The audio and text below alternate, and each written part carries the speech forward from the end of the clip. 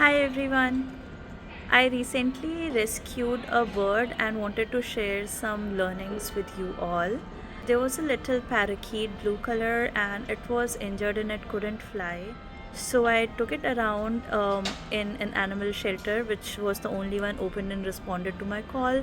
What I learned is that if you have rescued a pet bird or animal, you're only supposed to take it to the nearest city or county rescue shelters. Any other place wouldn't accept it.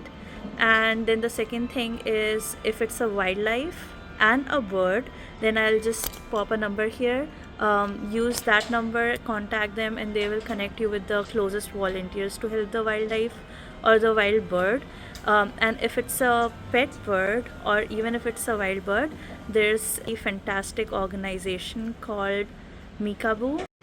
They were on top of it. They connected us to a couple of volunteers. One of took the bird to emergency vet who then diagnosed the bird with some neurological symptoms which was preventing the bird from being able to fly.